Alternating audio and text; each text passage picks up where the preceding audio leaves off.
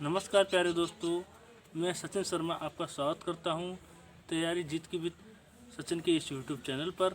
जैसा कि आपको पता हो, मैं आप लोगों के लिए महत्वपूर्ण जानकारी से भरी हुई एजुकेशन वीडियो लाता रहता हूं। उसी संबंध में आपके लिए मैं एक और रोचक वीडियो लेकर आया हूं, जो कि ज्योग्राफी के स्टूडेंटों के लिए बहुत ही ज़रूरी है। क्योंकि लोग ज्योग्राफी पढ़ तो लेते हैं, लेकिन मैपिंग में बहुत कमज़ोर हो जाते हैं, मैपिंग में उतना ध्यान नहीं दे पाते हैं। इसीलिए ये वीडियो मेरी पूरी तरह मैपिंग पर संबंधित है।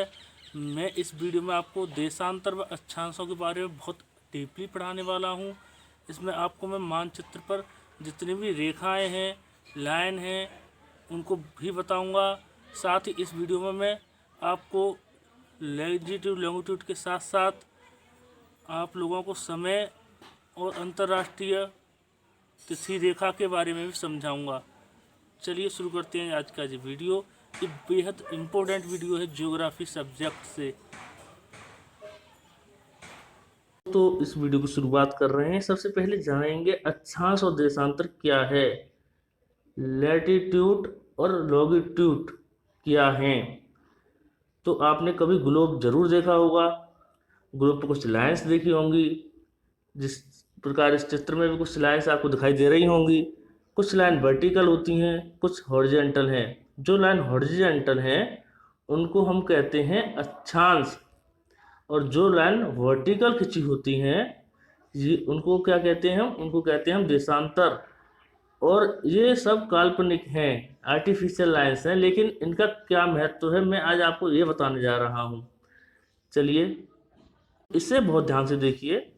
जो नीली लाइन है अक्षांश हॉरिजॉन्टल है, और यहाँ लिखा हुआ है 90 + 90 180, यानी जो बीच है वहाँ से 90 इस साइड में और 90 इस साइड में इनकी गिनती होती है, और 180 होती हैं टोटल। यहाँ से शुरू होता है, बीच है जो पॉइंट है, यहाँ से इधर भी 0 0 करके शुरू होगा और इधर भी 0 0 करके शुरू होगा और 90 तक जाएगा। इधर हम इनको गिनेंगे, कैसे गिनेंगे हम गिनेंगे इनको नॉर्थ और साउथ में, क्योंकि इसके ऊपर हॉरिजॉन्टल होंगी, इसके नीचे हॉरिजॉन्टल होंगी। तो ऊपर वाली जो लाइन हॉरिजॉन्टल होंगी उसको हम नॉर्थ में गिनेंगे, और नीचे वाली जो हॉरिजॉन्टल होंगी इसके उसको हम साउथ में गिनेंगे। और इसी प्रकार देशांतर है, ये ऊर्ध्वाधर या वर्टिकल लाइंस हैं, और इसके आसपास और भी वर्टिकल लाइंस होंगी, लेकिन मैंने यहाँ समझाने के लिए आपको बताया है कि देशांतर लाइंस कौन सी होती हैं और जो अक्षांश वाली जो रेखाएं वो कौन सी होती हैं। तो ये भी 90 इधर होती हैं इस लाइन के, और 90 इधर होती हैं खड़ी देशांतर वाली। तो 180 और 180 ये हो गए 360। कई बार आपने सुना होगा 360 नीच, 360 का मतलब है कि 360 डिग्री में पूरी पृथ्वी नप जाती है, क्योंकि 180 देशांतर और 180 अक्षांश को मिला के हम 360 कहते हैं। कई बार कहते हैं सर्किल 360, फलाने 360, तो उसका मतलब है हमने पूरा गोलार्ध को नाप दिया है। अब इसमें भी एक चीज़ देख लीजिए, दो गोलार्ध होते हैं, उत्तरी गोलार्ध और दक्षिण गोलार्ध। चलिए उसको मैं आपको समझाता हूँ अगले प्रतिबिंब में। देखिए दोस्तों, अब आप देख पा रहे हैं पृथ्वी को, तो यहाँ पर अक्षांश दिखाए गए हैं सारे। यहाँ पर हमने देशांतर नहीं दिखाए हैं, अक्षांश है। सारी रेखाएं हॉरिजॉन्टल हैं, आप देख सकते हैं। बीच में जो रेखा है इक्वेटर 0, यानी भूमध्य रेखा को इक्वेटर कहते हैं। उसके बाद नॉर्थ में यानी ऊपर की तरफ जो गोलार्ध है, दो गोलार्ध है, यानी गोलों का आधा। गोलार्ध का शाब्दिक अर्थ है गोलों का आधा, यानी कि हम पृथ्वी को दो आधे आधे गोलों में विभाजित कर सकते हैं। तो हमने दो भागों में विभाजित किया है। इसमें ऊपर जो भाग है वो नॉर्थन यानी कि उत्तरी गोलार्ध, और दक्षिण का जो भाग है उसे दक्षिण गोलार्ध कहते हैं, साउथन गोलार्ध। ठीक है दोस्तों, तो यहाँ पर हम दिखा रहे हैं जैसे जैसे इक्वेटर से ऊपर बढ़ते हैं तो नंबर्स बढ़ते जा रहे हैं अक्षांश के। 23 डिग्री ये दिखाया है ट्रॉपिकल कैंसर यानी कर्क रेखा होती है यहाँ पे। 40 नॉर्थन, 60 नॉर्थन, 80 नॉर्थन, फिर तो 90 नॉर्थन पर जाके तो उत्तरी ध्रुव पर हम पहुँच जाएंगे। इसी प्रकार साउथ में है 40, 23 है वहाँ भी, 23.5 पर वहाँ पर ट्रॉपिकल कैप कॉम यानी कि मकर रेखा आती है, और फिर उसके बाद 40 एस, 60 एस, इस तरीके से आप नीचे बढ़ते जाते हैं। ठीक है दोस्तों, जो दो गोलार्ध होते हैं, और हमारा भारत कहाँ आता है, उत्तरी गोलार्ध में आता है। ठीक है, चलिए, इसमें मैंने जिस प्रकार वहाँ अक्षांश रेखाएं आपको दिखाई थी, इसी प्रकार मैंने यहाँ पर देशांतर रेखाओं को दिखाने का प्रयास किया है। तो अक्षांश रेखाएं मैंने यहाँ से हटा दी हैं। आप देख सकते हैं बिल्कुल बीच में, मध्य में प्राइम ग्रीनविच लिखा हुआ है। इसको प्रधान मध्यांतर रेखा कहते हैं। और यहाँ से देशांतर रेखाओं का डिसाइडेड होता है ग्रीनविच शहर है इंग्लैंड में, उसे ही मानक माना गया है। और टाइम के लिए बहुत ही पंक्चुअल होती है ये रेखा। जैसे ही हम वेस्ट में जाएंगे या फिर हम ईस्ट में जाएंगे, तो हमारा जो देश है वो ईस्ट में पड़ता है इधर से, तो हमारा जो अक्षांश और देशांतर है, अगर हम बता दें किसी देश का, तो आप लोकेशन से उससे ढूंढ सकते हैं ग्लोब पर, कोई दिक्कत नहीं है। वो भी मैं आपको बताऊंगा अभी, पहले मैं इसे समझा दूंगा आपको। इसमें ग्रीनविच लिखा हुआ है, तो ये प्रधान मध्यांतर रेखा है। इसके वेस्ट में जाएंगे तो यहाँ 30 वेस्ट, 60 वेस्ट लिखा हुआ है। इसी प्रकार 30 ईस्ट और 60 ईस्ट लिखा हुआ है। अगर मैं आपको किसी देश का देशांतर रेखा बता दूं, तो आप उसका समय निकाल सकते हैं, क्योंकि GMT लिया गया है, वो ये शून्य लिखा हुआ है, यहाँ से लिया गया है, ग्रीनविच मीन टाइम। ग्रीनविच के टाइम में देशांतर के हिसाब से हम जोड़ते जाते हैं, टाइम हम पूरी दुनिया का पता कर सकते हैं। बस हमको ग्रीनविच का टाइम बता दीजिए कि इतने बजे हुए हैं, हम बता देंगे कहीं भी, क्योंकि प्रत्येक देशांतर रेखा पर 4 मिनट टाइम घटता या बढ़ता है, 4 मिनट का अंतर आता है। अगर आप ईस्ट में चलेंगे तो वो बढ़ जाता है, ईस्ट की तरफ चलेंगे, और वेस्ट की तरफ चलेंगे तो वो 4 मिनट लेफ्ट हो जाता है, यानी घट जाता है।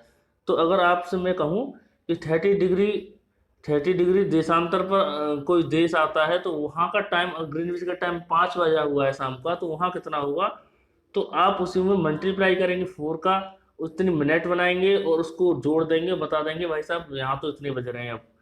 हम 5.5 घंटे आगे चलते हैं ग्रीनविच से, आपको पता होगा। और मैं आपको समझाऊंगा कि आप इसके माध्यम से बहुत आसानी से किसी भी देश की लोकेशन ढूंढ सकते हैं। अगर आपको बता दिया जाए कि अच्छा से इतना है और इतनी डिग्री उस देश का देशांतर है, तो देशों का अंतर, देशांतर का रेखा का दूसरा अर्थ शाब्दिक ये भी है, देशों का अंतर करने के लिए इस रेखा को प्रतिपादित किया गया है। ये सब काल्पनिक रेखाएं हैं, लेकिन बहुत महत्वपूर्ण है ग्लोब के माध्यम से, क्योंकि कई बार क्वेश्चन पूछे लिए जाते हैं कि हमारा देश है वो कितने नॉर्थन और कितने साउथन में है, या किसी भी देश की लोकेशन दे दी जाती है, तो आप आसानी से ग्लोब पे ढूंढ सकते हैं। वैसे ढूंढना थोड़ा मुश्किल हो जाता है देशों को, तो इसको आप बहुत अच्छी तरह समझिए।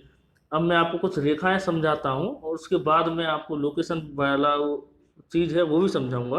आप यहाँ देखिए, बहुत अच्छी तरीके से मैं आपको समझाना चाहता हूँ। अब आपको अच्छा लगे तो मुझे बताना आपको कितना बेहतर लगा मेरा समझाना। आप यहाँ पर देखिए, यहाँ पर हमारी पृथ्वी पर 3 महत्वपूर्ण रेखाओं में हमने डिवाइड किया है। आपको ये पीला पीला पूरा क्षेत्र दिख रहा है ना, ये हमेशा ऐसा ही रहता है, जलता हुआ, यानी गर्म रहता है, उस कटिबंध में रहता है, क्योंकि कर्क रेखा और मकर रेखा के बीच का जो क्षेत्र है वो हमेशा उस कटिबंधीय क्षेत्र माना जाता है। उसमें ये भी क्लियर हो जाएगा आपको उस कटिबंध कहाँ है, शीतोष्ण कटिबंध कहाँ है। अब आपको मैं बताऊं, 0 डिग्री है, तो यहाँ भूमध्य रेखा है, विषुवत रेखा भी कहते हैं उसे, और इंग्लिश में हम कहते हैं उसे इक्वेटर। तो 0 डिग्री पर है, बिल्कुल बैलेंस बनाए हुए। उससे हम नॉर्थन में जाएंगे 23 डिग्री, 23.5 डिग्री, तो वहाँ पर कर्क रेखा है, ट्रॉपिकल कैंसर हम इंग्लिश में कहते हैं। इसी प्रकार हम साउथन में चले जाएं, उतना ही जितना हम नॉर्थन में गए हैं, यानी 23.5 डिग्री, तो वहाँ मकर रेखा है, सॉरी मकर रेखा है।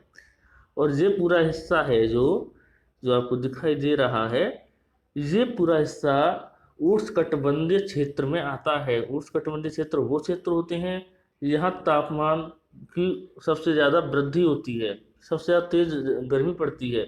सबसे ज़्यादा गर्मी तो पड़ती है हमारी भूमध्य रेखा पर, क्योंकि हमेशा भूमध्य रेखा पर सूर्य सीधा पड़ता है, सूर्य की किरण सीधी पड़ती है, तो वहाँ सर्वाधिक गर्मी रहती है। जो भी देश भूमध्य रेखा के आसपास होते हैं, वहाँ पर लोग बिल्कुल काले पाए जाते हैं। अफ्रीका हमारा पूरा आता ही है वहाँ पर का क्षेत्र, केन्या, तंजानिया, यहाँ बहुत काले लोग पाए जाते हैं। अच्छा, कर्क रेखा की तरफ सूर्य बढ़ता है, मकर संक्रांति आती है, उसके बाद मकर को छोड़कर कर्क रेखा की तरफ बढ़ता है।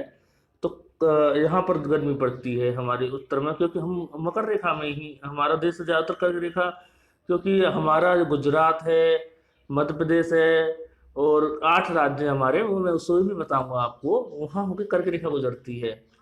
तो यहाँ गर्मी इसलिए उत्तर भारत में दक्षिण भारत में तो पड़ती ही है, क्योंकि वो बहुत ज़्यादा दूर नहीं है विषुवत से, केवल 8 डिग्री नॉर्थन ही दूर है हमारा दक्षिण भारत शुरू हो जाता है। तो तमिलनाडु की सीमा शुरू हो जाती है, तो वहाँ तो गर्मी रहती है पूरे वर्ष, लेकिन हमको थोड़ी राहत इसलिए मिल जाती है, हम कहते हैं ठंड पड़ रही है। ऐसा इसलिए होता है कि उष्णकटिबंधीय क्षेत्र है, और यहाँ पर जब कर्क संक्रांति आती है 22 जून को पड़ती है, तो सूर्य का प्रभाव यहाँ से कम होने लगता है और मकर रेखा की तरफ बढ़ने लगता है। तो जब जनवरी और फरवरी में हमारे यहाँ पड़ रही होती है ठंड, तो उस समय मकर रेखा पर होता है सूर्य का सबसे ज़्यादा तेज, तो ऑस्ट्रेलिया पिघल जाता है उस समय। ऑस्ट्रेलिया के बीच में से ही जाती है मकर रेखा, जिस तरीके से भारत के बीच में से कर्क रेखा जाती है। तो आप ऑस्ट्रेलिया वालों से पूछना कि जनवरी क्या है, अरे बहुत तेज है, वो जून जैसा होता है, हाँ जनवरी। और समर, महासमर कहते हैं। उसी प्रकार जब हमारे यहाँ पर गर्मियाँ इस समय पड़ रही हैं, तो जून और जुलाई और आपका मई, तो इस समय ऑस्ट्रेलिया में ठंड होगी, क्योंकि कर्क रेखा पर ही पूरा फोकस है इस समय सूर्य का। अभी हटेगा 22 जून के बाद और मकर रेखा की तरफ बढ़ेगा, फिर मकर रेखा से हटता है 14 जनवरी को, फिर कर्क रेखा की तरफ बढ़ता है। और इसी बीच में कई चीज आती हैं, दिन रात बड़े छोटे हो जाते हैं। जहाँ ज़्यादा सूर्य, अब यहाँ पर ज़्यादा सूर्य का फोकस है, तो यहाँ बड़ी हो गए हैं दिन, वहाँ छोटे हो जाएंगे। उसी प्रकार से वो हिलता डुलता रहता है इसी बीच में। और इनसे ऊपर का जो क्षेत्र है 23.5 डिग्री से 30 डिग्री, 30 डिग्री तक तो टेम्परेचर ऐसा ही रहता है। 30 डिग्री से ऊपर का क्षेत्र है वो आता है शीतोष्ण कटिबंधीय क्षेत्र, जैसे चाइना शुरू हो जाता है हमारे नॉर्थन में, क्योंकि 37 डिग्री तक तो खुद हम ही हैं, कश्मीर तक तो कश्मीर हमारा ठंडा रहता है। और उससे ऊपर हम जाएंगे तो बहुत ही ठंडे ठंडे क्षेत्र आते हैं, और आखिर में जाके इतने ठंडे क्षेत्र आते हैं कि फिर ध्रुव का, आप जानते हैं, पोल है, वहाँ बर्फ आइस जमी रहती है, वहाँ तक सूर्य की किरणें उतनी नहीं पहुँच पाती हैं, पहुँचती भी हैं तो तिरछी होती हैं, और वहाँ कोई प्रभाव उनका नहीं पड़ पाता है। तो सबसे ज़्यादा प्रभाव उष्णकटिबंधीय क्षेत्र में पड़ता है। चलिए अब आगे बढ़ता हूँ। तो ये वीडियो थोड़ा लंबा हो रहा है, इसलिए मैं आज का ये विषय यहीं छोड़ता हूँ, और अगला जो मैं वीडियो डालने वाला हूँ उसमें आपको प्रॉपर मैं लोकेशन भी समझाऊंगा, और आपको बहुत ही महत्वपूर्ण एक रेखा के बारे में बताऊंगा, जो काल्पनिक रेखा तो है लेकिन उसका बहुत बड़ा प्रभाव है, अंतरराष्ट्रीय तिथि रेखा। उसके बारे में मैं बड़े रूप में आपको समझाना चाहता हूँ।